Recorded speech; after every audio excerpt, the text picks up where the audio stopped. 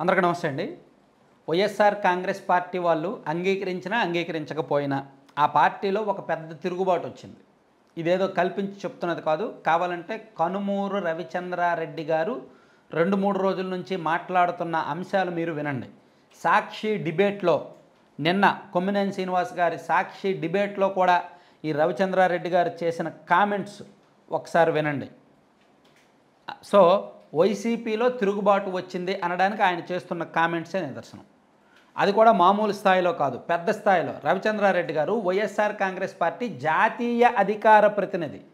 నాటే ఒక జిల్లా స్థాయి నాయకుడో, నియోజకవర్గ స్థాయి నాయకుడో, రాష్ట్ర స్థాయి నాయకుడో కాదు, జాతీయ స్థాయి అధికార ప్రతినిధి ఆయన. పార్టీకి అధికార ప్రతినిధి అంటే అఫీషియల్ స్పోక్స్ పర్సన్. ఆయన ఏం కామెంట్ చేసినా పార్టీ అఫీషియల్గా మాట్లాడినట్టే.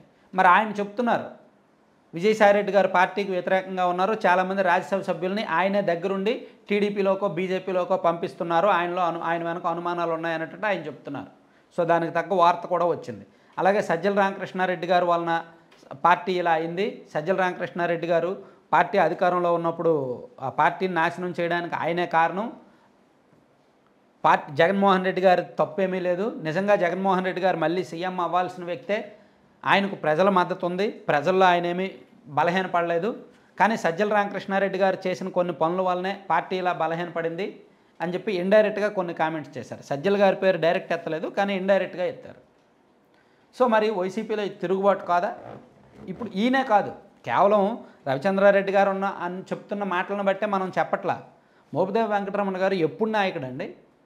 ఆయన పార్టీ నుంచి బయటకు వచ్చేసారు. ఆలనాని గారు ఎప్పుడు వ్యక్తి అండి? ఆయన పార్టీ నుంచి బయటకు వచ్చేసారు. వీళ్ళిద్దరూ కూడా జగన్మోహన్ రెడ్డి గారికి అత్యంత ఆప్తులు, అత్యంత సన్నిహితులు. వాళ్ళు బయటకు వచ్చేసారు. అలాగే ఎమ్మెల్సీలు 3 బయటకు వచ్చారు. ఇంకా కొంతమంది ఎమ్మెల్సీలు, ఇంకో రేపో ఎల్లుండిలో ఇంకో కొంతమంది ఎమ్మెల్సీలు, రాజ్యసభ సభ్యులు కూడా బయటకు వస్తారు. వైసీపీలో పరిస్థితులు బాగాలేవు కాబట్టే వాళ్ళందరూ బయటకు వచ్చేస్తున్నారు కదా. వైసీపీలో పరిస్థితులు బాగాలేవు కాబట్టే వైసీపీలో పెద్ద స్థాయి నాయకులు కూడా ఇప్పుడిప్పుడే నోరు విప్పుతున్నారు, పార్టీలో అలా ఉంది ఇలా ఉందని. సో మరి ఈ పరిస్థితుల్లో క్లిష్టమైన పరిస్థితి ఉన్నమాట వాస్తవం. పార్టీలో ఖచ్చితంగా తిరుగుబాట్లు ఇప్పుడిప్పుడే మాటలు బయటకు వస్తున్న మాట వాస్తవం.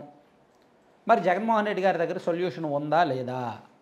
ఒక ఆశ్చర్యకరమైన విషయం ఏంటంటే, వైసీపీ దారుణంగా ఓడిపోయిన తర్వాత కేతిరెడ్డి వెంకటరామరెడ్డి గారు, మార్గాని భరత్ గారు, పేర్ని నాని గారు ప్లస్ ఇంకొంతమంది వైసీపీ నాయకులు వేరే ఛానళ్ళకో ఎక్కడో ఇంటర్వ్యూలు ఇస్తున్న సమయంలో అడపాదడప సందర్భోచితంగా జగన్మోహన్ రెడ్డి గారి ఫెయిల్యూర్స్ని కొన్ని చెప్పారు. జగన్మోహన్ రెడ్డి గారికి అడ్మినిస్ట్రేషన్ తెలియదని, జగన్మోహన్ రెడ్డి గారు మద్యం విషయంలో తప్పుడు నిర్ణయం తీసుకున్నారని, జగన్మోహన్ రెడ్డి గారు ఇసుక విషయంలో తప్పుడు నిర్ణయం తీసుకున్నారని, జగన్మోహన్ రెడ్డి గారి చుట్టూ సీఎంఓలో క్వార్టరీ చేరిందని, ఇలా అడపాదడప ఒక్కొక్కరు ఒక్కో రీజన్ చెప్పారు.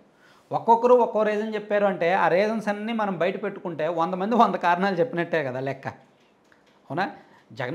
పేర్ని నాని గారేమో సీఎంఓలో అడ్మినిస్ట్రేషన్ సరిగ్గా లేదన్నారు. కాసు మహేష్ రెడ్డి గారేమో మద్యం విధానం సరిగ్గా లేదు, మద్యం వలన ఓడిపోయామన్నారు. సేమ్ మార్గాన్ భరత్ గారు కూడా అదే చెప్పారు. జగన్మోహన్ రెడ్డి గారు మద్యం తాగరు, ఆయనకు మద్యం విషయం తెలియదు, అందుకే తప్పుడు నిర్ణయాలని. సో కేతిరెడ్డి గారు కూడా అటువంటి వేరే కారణాలు చెప్పారు. ఇలా ఒక్కొక్కరు ఒక్కో కారణం చెప్తున్నారు. అంటే ఇవన్నీ కూడా వ్యాలిడ్ రీజన్సే. ఇప్పుడు కనుమూరు రవిచంద్రారెడ్డి గారు ఇంకొంచెం బయటకు చెప్పారనమాట. మొత్తం ఓపెన్ అయిపోయారు ఆయన అయితే. సాక్షి టీవీలో డిబేట్లోనే ఆయన చెప్పారు, వైఎస్ జగన్మోహన్ రెడ్డి గారిని పొగుడుతూనే ఆయన రాజ్యసభ మెంబర్స్ ఇతర పార్టీలోకి వెళ్ళడంలో అసలు పార్టీకి ఏమైనా క్లారిటీ ఉందా, పార్టీకి ఏమైనా కారణాలు తెలుసా? సజ్జల రామకృష్ణారెడ్డి గారు యాంటీ సోషల్ ఎలిమెంట్ అనేటట్టు కూడా మాట్లాడారు ఆయన.